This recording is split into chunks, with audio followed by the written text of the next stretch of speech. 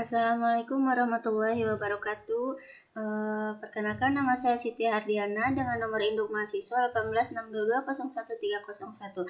Saya dari kelas 7 SIP 1. Di video kali ini saya akan mereview dan menganalisis sebuah artikel yang mana video klip ini pun untuk memenuhi salah satu tugas dari mata kuliah seminar akuntansi. Langsung saja. Artikel yang berjudul saat ini yaitu pengaruh corporate social responsibility, IT capabilities, dan superior performance terhadap economy performance. Nah, berdasarkan artikel tersebut yaitu yang pertama, apakah yang menjadi motivasi atau isu riset gap atau fenomena yang sedang terjadi sehingga memicu penelitian ini dilakukan? Yang pertama yaitu motivasi atau isu penelitian, yang mana kinerja industri manufaktur di Indonesia dinilai semakin produktif dan kompetitif. Terlihat dari Badan Pusat Statistik atau BPS yang menunjukkan produksi industri manufaktur besar dan sedang atau IBS pada kuartal 1 per tanggal 1 2019 naik sebesar 4,45% dibandingkan periode yang sama di tahun 2018. Menurut Research Gap-nya itu, informasi yang terkandung dalam laporan keuangan digunakan oleh investor untuk memperoleh perkiraan tentang laba dan dividen di masa mendatang dan risiko atas penilaian tersebut.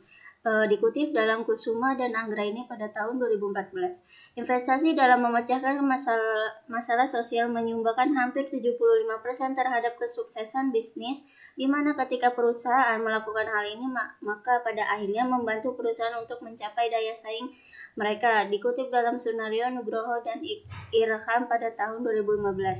Dalam era yang didominasikan teknologi saat ini, informasi telah menjadi aset utama dari setiap organisasi yang ambisius dan kualitas keputusannya. Nah, untuk fenomenanya di sini PT Sat Nusantara Tbk atau PTSN berdasarkan data indeks harga saham gabung IHS 6 selama 29 April sampai 3 Mei 2019, PTSN masuk dalam kategori top loser karena harga saham perusahaan terkoreksi sebesar 32,14% menjadi 760% per saham setelah sebelumnya sepanjang tahun 2018. Harga saham PTSN meroket hingga 964% dan menjadi emiten dengan kenaikan kedua di BI.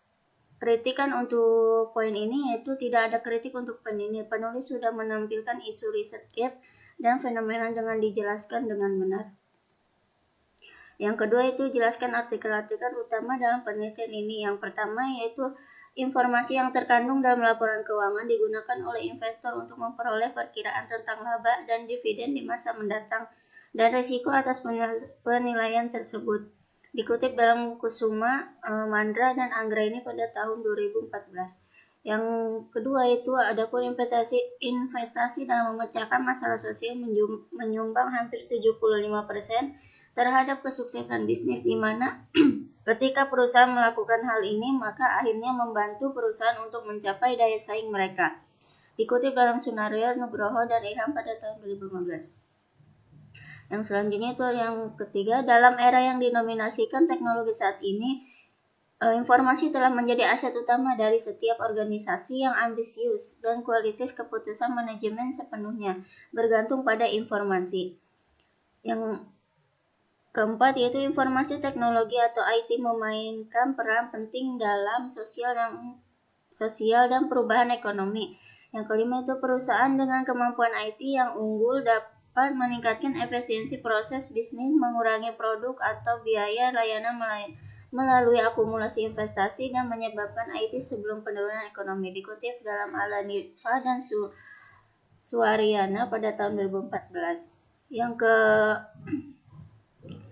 6 yaitu perusahaan akan berupaya untuk meningkatkan kemampuan bersaingnya untuk menjadi perusahaan yang mempunyai daya saing unggul di kelas dunia. Dikutip dalam Sudarma tahun 2012. Yang selanjutnya itu badan literatur dalam manajemen strategi hanya mengakui dua pola hubungan antara keunggulan kompetitif dan kinerja superior. Dikutip dalam Duran pada tahun 2017. Nah, yang selanjutnya itu secara khusus suatu perusahaan yang telah mencapai kinerja superior pada superior maka merupakan sebagai bentuk keunggulan kompetitif yang berkelanjutan. Dikutip dalam Sandra 2016, dan yang terakhir yaitu kemampuan yang diperoleh melalui karakteristik dan sumber daya suatu perusahaan untuk memiliki kinerja yang lebih dibandingkan perusahaan lain pada industri atau pasar yang sama. Dikutip dalam Bill Grass pada tahun 2017. Nah, untuk kritikannya, di sini tidak ada kritik untuk poin ini, karena sudah cukup menjelaskan sebuah artikel-artikel yang menjadi referensi dalam penelitian ini. Adapun yang ketiga yaitu apakah yang menjadi kebaruan atau novelty pada penelitian ini. Secara garis besarnya, perusahaan harus mampu mengoptimalkan sumber daya manusia dan sumber daya alam untuk bisa bersaing di masa pandemi sekarang. Dengan persaingan bisnis yang semakin ketat karena ketidakpastian, ketidakjelasan berakhirnya pandemi, perusahaan harus melakukan upaya untuk mengurangi hambatan dan implementasi teknologi informasi. Menurut kritikannya itu peneliti ini tidak menjelaskan adanya kebaruan untuk penelitian ini. Peneliti tidak menjelaskan bagian abstraksi ataupun pengantar penelitian. Novelty tersirat secara implisit. Seharusnya peneliti menjelaskan novelty peneliti di bagian awal abstrak atau latar belakang novelty di atas merupakan hasil penelaahan dari reviewer di bagian latar belakang.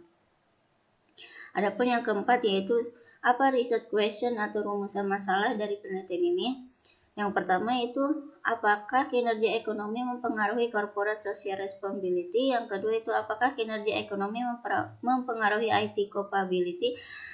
Yang ketiga itu apakah kinerja ekonomi mempengaruhi superior performance.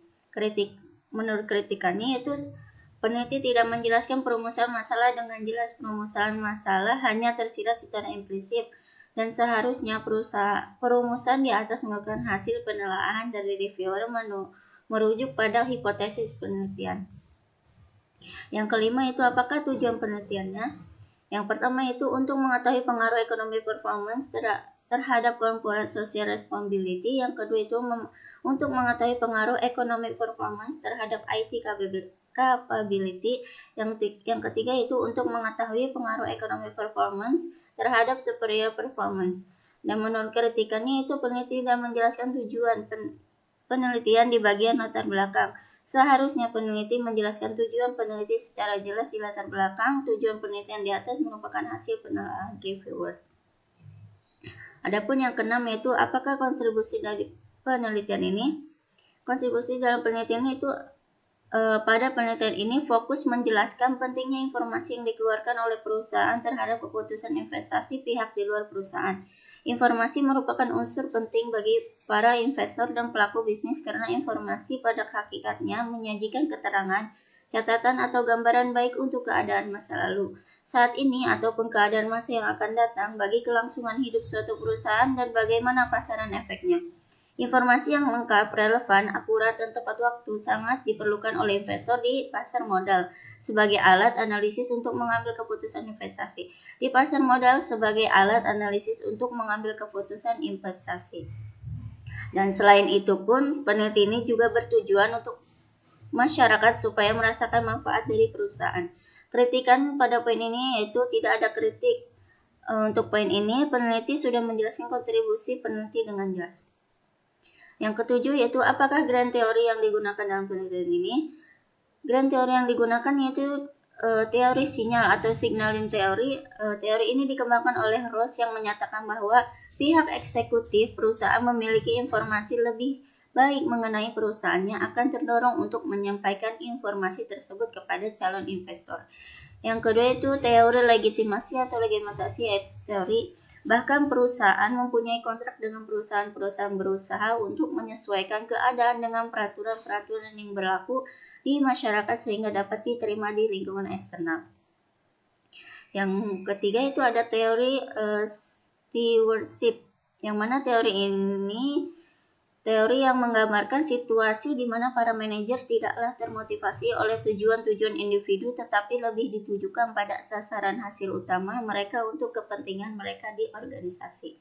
Nah, menurut kritikannya yaitu tidak ada kritikan untuk poin ini. Peneliti sudah menjelaskan teori penelitian dengan jelas. Nah, adapun yang ke-8 yaitu jelaskan keterkaitan grand teori yang digunakan dengan penelitian yang sedang dilakukan. Teori yang pertama itu teori sinyal yang mana memiliki keterkaitan pada variabel ekonomi performance, di mana informasi yang dikeluarkan perusahaan untuk mengukur kinerja ekonominya yang dapat menjadi sinyal bagi pihak di luar perusahaan, terutama bagi pihak investor adalah dari laporan tahunan perusahaannya.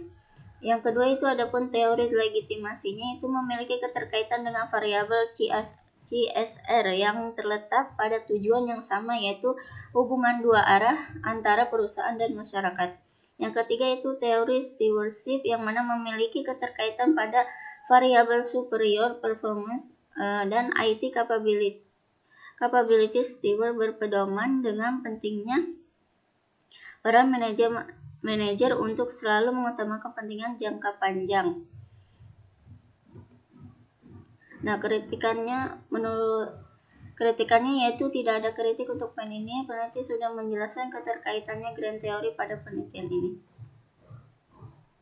Adapun yang ke-9 yaitu gambar kerangka konseptual yang mana kerangka konseptual itu corporate social responsibility itu yang merupakan variabel X1 yang IT capabilities itu variabel X2-nya, economic performance-nya itu variabel Y-nya, dan yang terakhir itu superior performance-nya yang mana adalah variabel X3-nya. Kritikannya yaitu peneliti tidak membuat kerangka konseptual, peneliti hanya menjelaskan variabel dependent yaitu kinerja ekonomi dan variabel independent yaitu corporate social responsibility, IT capabilities, superior performance. Nah, kerangka konseptual di atas merupakan gambar yang dibuat oleh reviewer.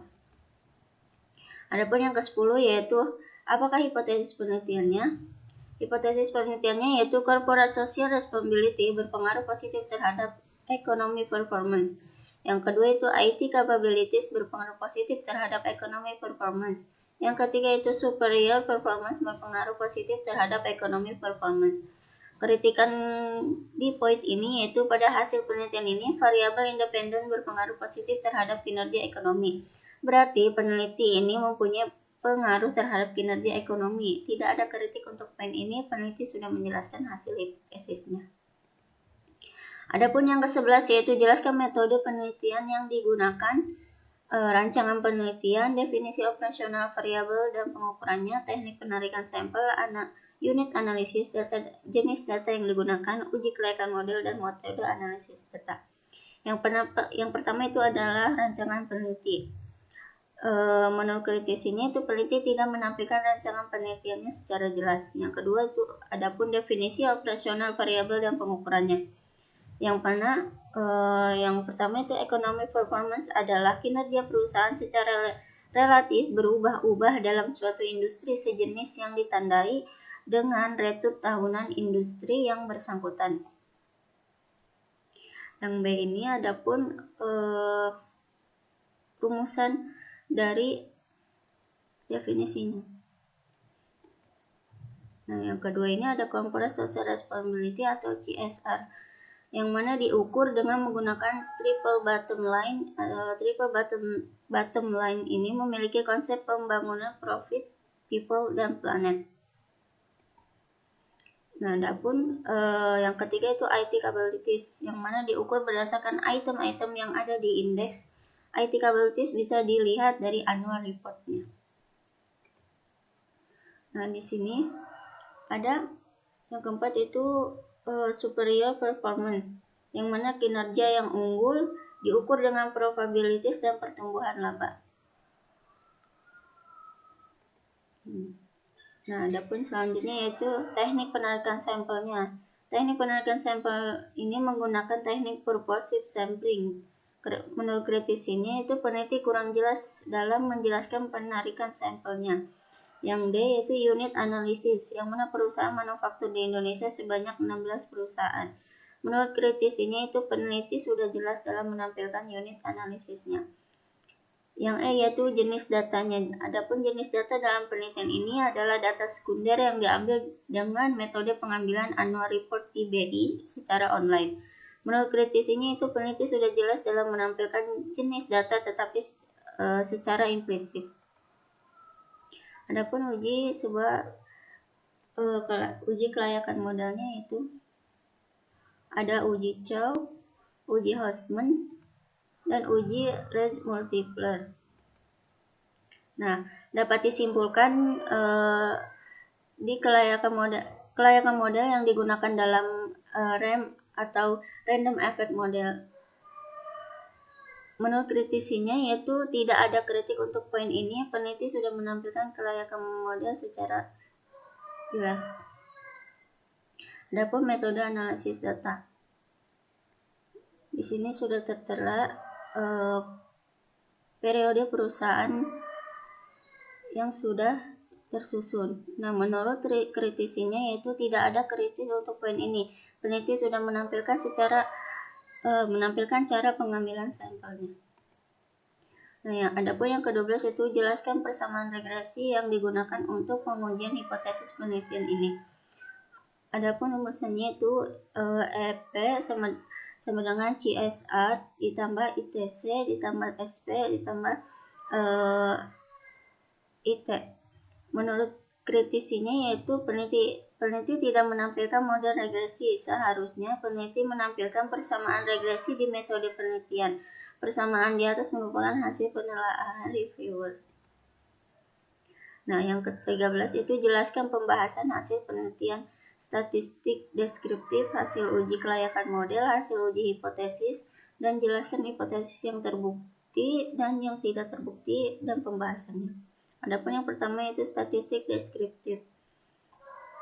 Ini adalah tampilan hasil dari statistik deskriptif. Nah, yang selanjutnya itu hasil uji kelayakan model. Ini adalah hasil uji Chow-nya. Dan berdasarkan hasil di atas yaitu menggunakan Fisher effect model yang lebih layak digunakan. Berdasarkan hasil di atas, random effect model itu lebih layak digunakan dari ketiga uji kelayakan model. Dapat disimpulkan bahwa random effect model ini lebih layak digunakan dalam penelitian ini. Adapun uji hipotesisnya itu ada variabel koefisiennya, standard error, dan tes statistiknya dan probabilitiesnya. Yang selanjutnya itu uji hipotesisnya yang mana nilai tes statistik CSR sebesar 3,589594 itu lebih besar T-tablenya dari 1,66488 dan nilai probability-nya 0,006 itu lebih kecil dari 0,5. Maka dapat disimpulkan bahwa variabel CSR itu memiliki pengaruh terhadap kinerja ekonomi. Dan hal ini membuktikan bahwa hipotesis yang pertama itu dapat diterima. Yang kedua itu nilai tes statistik ITC yang mana minus 1,436303 itu lebih kecil T-tablenya dari 1,66408 dan nilai probabilitiesnya itu 0,1556 itu lebih besar dari 0,05.